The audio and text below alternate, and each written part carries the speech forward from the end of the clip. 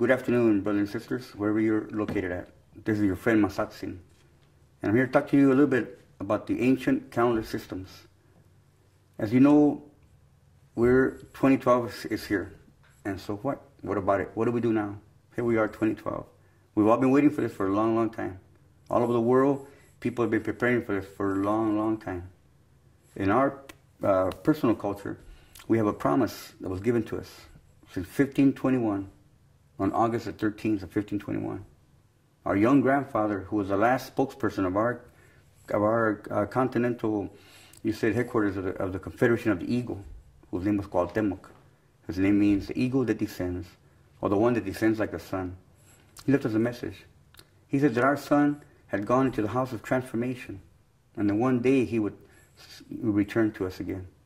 That one day the Mother Earth will regain her strength and return it back to us in knowledge, so that we could fulfill our mission. Since we have a mission, we have a responsibility that comes to us. Our responsibility is based on the potential that we acquired on the day that we were born. So on the day that we took the first breath of life, all the potential, all the capacity that existed in that 24-hour period while the Earth made that one turn as it's going around the sun, all that energy, it came into the person that was born on that day. So that means we have access to these qualities. Our calendar system is not based on superstition. It's not based on good luck or bad luck. Our calendar system is based on thousands of years of patient and careful observation by thousands of people. And this crossed thousands of miles to get this knowledge and information. And then with the culmination, come into what they call the Aztec calendar. The Aztec calendar brings together the ancient codices. It brings together, from the beginning of time, our count keeping, from Olmec, Toltec, Zapotec, Mixtec, Maya, Aztec. And all these names that I mentioned, Olmec, these are not nationalities, these are not races of people. These are frames of minds, these are eras of time. These are possibilities and potentials that were reached at a particular time.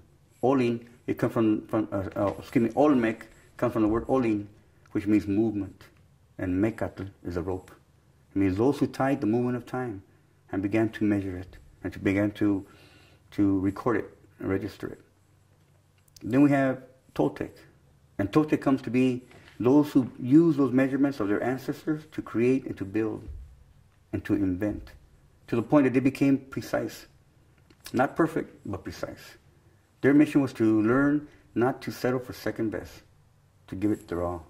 Not because of pride or any kind of vanity like that, but because they knew their potential, their capacities, and they wanted to exercise every breath of their life to fulfill their mission. Then we come to the time of Maya. And the word Maya, part of its main meaning is a net. A net. So what does a net do? A net sets perimeters.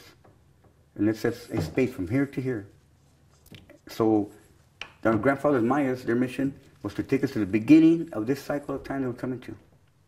A cycle of time that's not necessarily confined to the calendar system, but a cycle of time of the Earth in the precession of the equinoxes that now we know measures 26,000 years.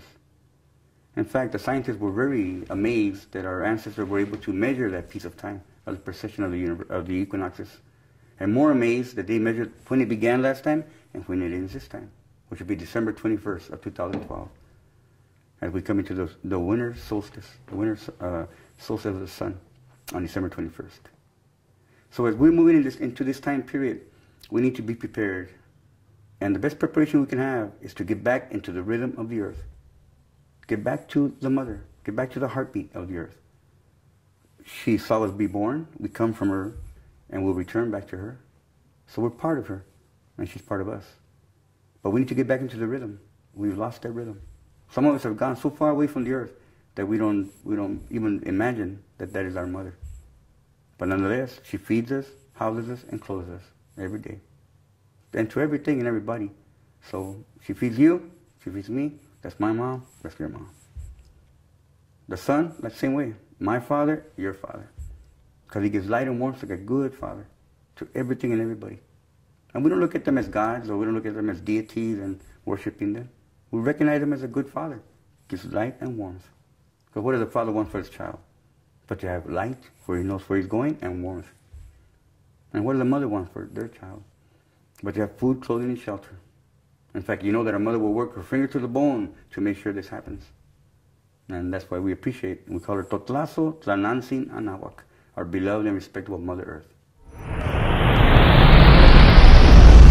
To attend or live stream the 2012 event of the year, go to StarKnowledgeConference.com.